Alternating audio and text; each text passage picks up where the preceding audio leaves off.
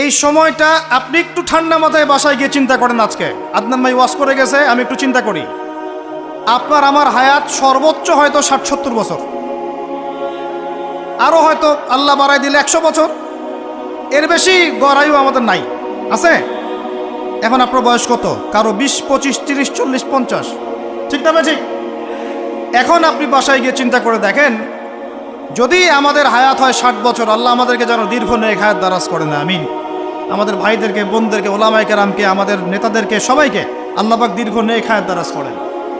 এখন কথা হচ্ছে, যদি ধরে নেই যে আমাদের হায়াত ৭ বছর, আপনার আমার বয়স থেকে কিন্তু ৩০, ৪০, ৫০ বছর অলরেডি চলে গেছে। এখন চিন্তা করবেন যে এই সময় যেটা চলে গেল, এই সময়ের মধ্যে আমি কতটুকু নামাজ পড়েছি, কতটুকু রোজা রেখেছি, যাকাত দিয়েছি কতটুকু, হজ ফরজ হয়েছে করেছি কিনা, দিনের পথে আমার অবদান কি, দিনের পথে আমার অবদান কি, আল্লাহর দিনকে যে আল্লাহ সাহায্য করতে বললেন আমি কি করেছি, এই ৬০-৭০ বছরে কত পাপ করেছি হিসাব নাই। এই পাপগুলো লিস্ট করেন, দেখেন চোখ দিয়ে পানি ঝরতে থাকবে। আমার কথায় নারাজ হচ্ছেন? এই পাপগুলো লিস্ট করেন, চোখ দিয়ে পানি ঝরবে, আল্লাহ আমাদেরকে মাফ করে দেন। সবাই বলি আমিন। কত কবিরা গুনাহ হয়েছে, কত সগীরা। তবে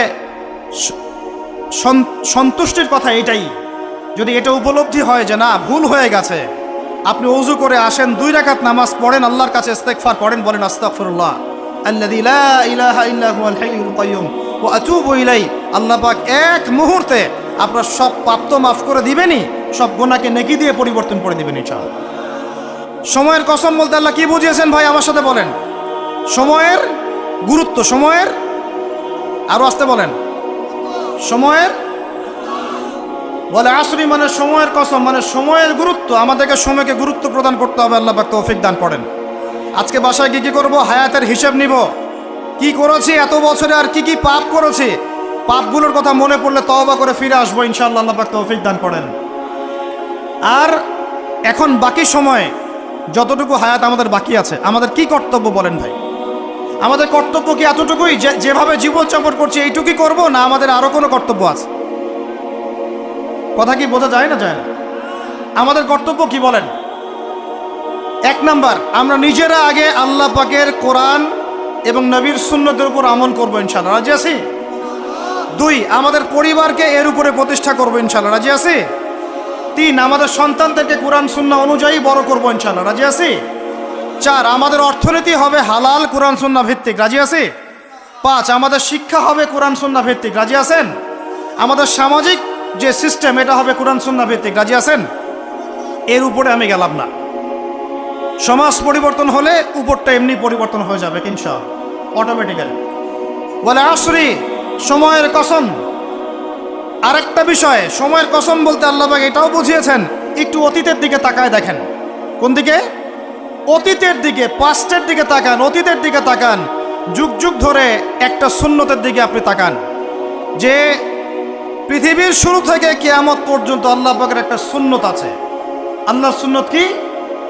আল্লাহর সুন্নত এটা, প্রত্যেক যুগে যুগে যে বা যারাই আল্লাহর বিধান মেনে চলেছে, আল্লাহ পাক তাদেরকে দুনিয়াতেও সমৃদ্ধি দিয়েছেন, পরকালে জান্নাত দিয়েছেন, সুবহানাল্লাহ। আর দুনিয়াতে প্রত্যেক যুগে যুগে যে বা যারাই আল্লাহর বিধান মানে নাই, রাসূলের বিধান মানে নাই, আল্লাহ দুনিয়াতে লাঞ্ছিত করেছেন, পরকালে জাহান্নাম দিয়েছেন। বলেন নাউজুবিল্লাহ। আমার কথা বুঝতে পারলেন ভাই? আরো একবার রিপিট করছি, আল্লাহর সুন্নত কি? আল্লাহর সুন্নত হচ্ছে প্রত্যেক যুগে যুগে যে বা যারাই আল্লাহ এবং তার রাসূলের বিধান মেনে চলেছে, আল্লাহ দুনিয়াতেও সুখী করেছেন, পরকালে জান্নাত দিয়েছে। প্রত্যেক যুগে যুগে যে বা যারাই দুনিয়াতে আল্লাহ এবং তার রাসূলের বিধান মেনে চলে নাই, দুনিয়াতেও লাঞ্ছনা, পরকালেও বলেন লাঞ্ছনা। এখন একটা এক্সাম্পল দেই, নূহ আলাইহিস সালামের যুগ দেখেন, যারা আল্লাহর বিধান মেনেছে আল্লাহ নাজাত দিয়েছেন, মানে নাই ডুবিয়ে মেরেছেন, ঠিক আছে কথা? মূসার যুগ দেখেন আলাইহিস সালাম, আল্লাহর বিধান মেনেছে, বনু ইসরাইলকে নাজাত দিয়েছেন, মানে নাই ফেরাউনকে ডুবায় মেরেছেন। দেখেন আপনি শুআয়বের কওমকে দেখেন, শুআয়ব আলাইহিস সালামের কওম, কওমে মাদিয়ান, আল্লাহর বিধান মেনেছে, যারা আল্লাহ পাক নাজাত দিয়েছেন, মানে নাই ভূমিকম্প দিয়ে ধ্বংস করেছে। কওমে লূত, কিছু মানুষ বিধান মেনেছে, আল্লাহ নাজাত দিয়েছেন, মানে নাই আল্লাহ রব্বুল আলামিন লূত আলাইহিস সালামের কওমকে একদম আসমানে উঠিয়ে পাথর নিক্ষেপ করে থেতলা করে আবার উল্টা দিকে দাফন করে দিয়েছেন। নাউজুবিল্লাহ। এদের পাপ ছিল, ওটা সমকামী ছিল, সমকামী, যে সমকামিতা এখন ছড়িয়ে পড়ছে আপনাদের মধ্যে। নাউজুবিল্লাহ। আল্লাহ পাক আমাদেরকে হেফাজত করেন। একইভাবে নবী সাল্লাল্লাহু আলাইহি ওয়াসাল্লামের যুগ তাকান, এই যে আবু জাহেল, আবু লাহাব, উতবা, শাইবা, রাবিআ, এরা আল্লাহর বিধান মানে নাই, আল্লাহ ধ্বংস করেছেন। আবু বকর, ওমর, ওসমান, আলী রাদিয়াল্লাহু আনহু আজমাইন, তারা মেনেছেন, আল্লাহ দুনিয়াতে সমৃদ্ধি দিয়েছেন, পরকালে জান্নাত। বুঝাতে পারলাম কি ভাই? বলে আসরি মানে কি বুঝাতে পারলাম? আল্লাহ পাক এই সময়ের কসম করে বলছেন, হে মানুষ শুনো, ইন্নাল ইনসানা লাফি খুসর, সমস্ত মানুষই ক্ষতির মধ্যে আছে। বলেন নাউজুবিল্লাহ। এখানে আল্লাহ পাক একদম আমভাবে সবাইকে বলছেন, সবাই ক্ষতির মধ্যে আছে। মানুষের ক্ষতি কয় প্রকার? আমার সাথে বলেন, মানুষের ক্ষতি দুই প্রকার। কয় প্রকার? মানুষের ক্ষতি কয় প্রকার? এক, ইহকালীন ক্ষতি, দুই, পরকালীন ক্ষতি। এক, ইহকালীন ক্ষতি, দুই, পরকালীন ক্ষতি। ইহকালীন ক্ষতি কি? ইহকালীন ক্ষতি হচ্ছে সূরাতুল রুমের এই আয়াতটা। আল্লাহ পাক বলছেন, বা'দা আউযু বিল্লাহি মিনাশ শাইতানির রাজিম, যাহারাল ফাসাদু ফিল বাররি ওয়াল বাহরি বিমা কাসাবাত আইদিন নাস।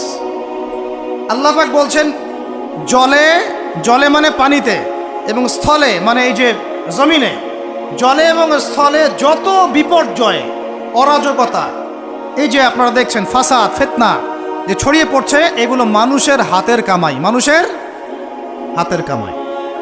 বনভূমি উজাড় করেছে কে? জিন না মানুষ? বলেন। এই পরিবেশ নষ্ট করেছে কে? জিন না মানুষ?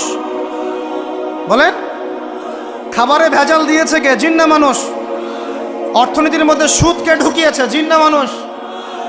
এই বেপরদামি, জেনা, মাদক কে ছড়িয়েছে? জিন না মানুষ? নামাজ কালাম ছেড়ে দিয়ে পাবজি, ফ্রি ফায়ার নিয়ে কে পড়ে আছে? জিন না মানুষ? বলেন, জিন না মানুষ? আল্লাহর বিধান বাদ দিয়ে শয়তানের বিধান চালু করেছে কে? জিন না মানুষ? যাহারাল ফাসাদু ফিল বাররি ওয়াল বাহরি বিমা কাসাবাত আইদিন নাস, জলে স্থলে যত বিপর্যয়, অরাজকতা, সমস্যা, এগুলো মানুষের হাতের কামাই। বলি নাউজুবিল্লাহ। আমরা যা করব তাই পাবো। আমরা যা করব তাই। মাদক খাচ্ছেন আপনি, আপনাকে ফল ভোগ করতে হবে। সুদ খাচ্ছেন আপনি, আপনাকেই ফল ভোগ করতে হবে। এই বেহায়ের মতো মেয়েরা চলছে, ওকেই দেখবেন ফল ভোগ করতে হবে। মেয়ের সাথে হারাম সম্পর্ক করছেন, আপনাকে ফল ভোগ করতে হবে। যে যে পাপ করবে তাকে তার ফল ভোগ করতেই হবে। আল্লাহ পাক আমাদেরকে হেফাজত করেন, মাফ করেন। আমি তাহলে মানুষের একটা ক্ষতি পেলাম, ইহকালীন ক্ষতি। কি ক্ষতি ভাই? আর দুই নাম্বার হচ্ছে পরকালীন ক্ষতি। পরকালীন ক্ষতি কেমন? এবার বোঝেন। এই যে আমরা নিশ্চিন্তে ঘুমাই, সারা জীবন 30, 40, 50 বছর নিশ্চিন্তে কাটাচ্ছি, কোনো ফিকির নাই, নিজের পরিবারের, সমাজের, রাষ্ট্রের, উম্মার কোনো ফিকির নাই, অথচ এই মানুষের সামনে অপেক্ষা করছে মৃত্যু। জি, আজকে থেকে 100 বছর পরে আমাদের মধ্যে কেউ থাকবে না পৃথিবীতে, এটাই সত্য। তারপরে আছে কবরের সওয়াল জবাব, তারপরে মিজান, এই পুলসিরাত, পুনরুত্থান, জান্নাত, জাহান্নাম, এগুলো আমাদের সামনে অপেক্ষা করছে। আর সেই মানুষ নিশ্চিন্তে বসে বসে মেয়ের সাথে টাঙ্কি মারে। সেই মানুষ বাইক নিয়ে একটা মেয়েকে নিয়ে ঘুরছে।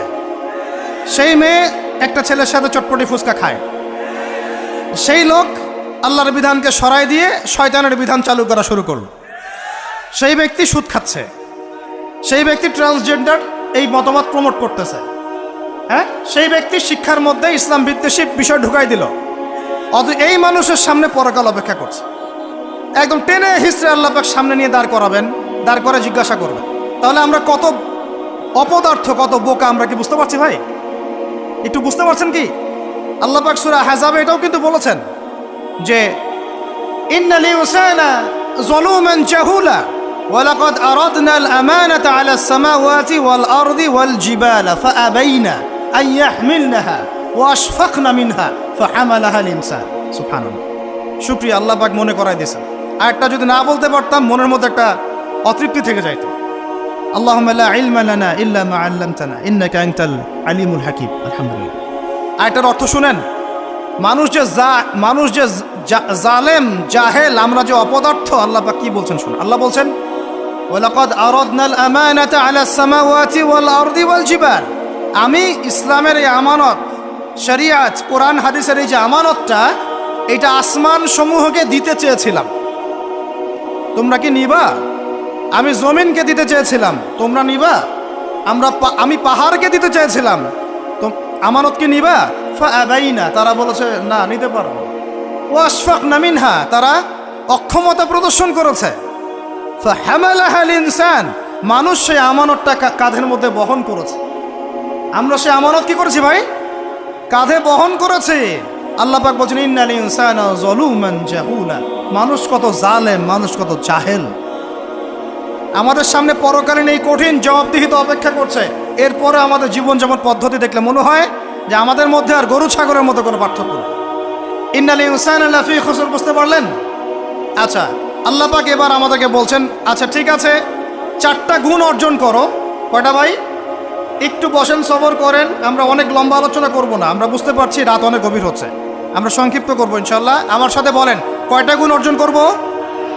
আল্লাহ পাক বলছেন এই 4টা গুণ যারা অর্জন করবে তারা ওই ক্ষতি থেকে বেঁচে থাকবে ইনশাল্লাহ। সুবহানাল্লাহ। দুনিয়াতেও তারা সফল হবে, পরকালেও সফল হবে ইনশাল্লাহ। আল্লাহ বলছেন ইল্লাল্লাযীনা আমানু, তারা নয় যারা এক ঈমান এনেছে, তারা ক্ষতির মধ্যে নাই, যারা ঈমান এনেছে। 2 ওয়া আমিলুস সলিহাত, সৎ আমল সম্পাদন করেছে। কি আমল? সৎ আমল। তারপরে ওয়া তাওয়াসাউ বিল হক, পরস্পরকে সত্যের উপদেশ দিয়েছে। কিসের উপদেশ? সত্যের। 4 ওয়া তাওয়াসাউ বিস সবর, এবং পরস্পরকে ধৈর্যের উপদেশ দিয়েছে। কয়টা বললাম বলেন তো ভাই? আমার সাথে বলেন। 1 নাম্বার কি?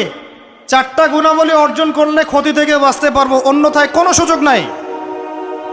যত বড় ফকি হন, আলেম হন, মুহাদ্দিস হন, মুফাসসির হন, পলিটিক্যাল নেতা হন, কোনো লাভ নাই, কিচ্ছু হবে না পরকালে, একদম নাজাতের রাস্তা বন্ধ যদি 4টা গুণাবলী অর্জন না করতে পারি। কয়টা ভাই? 1 নাম্বার ইল্লাল্লাযীনা আমানু, যারা ইমানদার হয়েছে। 1 নাম্বার কি? ইমানদার হয়েছে, পাক্কা ইমানদার হয়েছে। 2 নাম্বার ওয়া আমিলুস সলিহাত, সৎ আমল করেছে। কি আমল? ওয়া তাওয়াসাউ বিল হক, হকের দাওয়াত দিয়েছে। কিসের দাওয়াত? 4 নাম্বার ওয়া তাওয়াসাউ বিস সবর, ধৈর্যের দাওয়াত দিয়েছে, ধৈর্যের উপদেশ। কিসের উপদেশ? এটা কি শুধু একজন ব্যক্তির উপরে বর্তাবে না সবার উপর দায়িত্ব? এই সূরায় কি শুধু আলেমদেরকে উদ্দেশ্য করা হচ্ছে? শুধু মুফাসসিরদেরকে, শুধু মুহাদ্দিসদেরকে, শুধু বক্তাদেরকে, নাকি সবাইকে? এই সবাই মিলে যখন এই 4টা গুণাবলী অর্জন করবেন, দেখবেন ইনশাআল্লাহ দুনিয়াতেও বিজয় আমাদের, পরকালে আমাদের ইনশাআল্লাহ।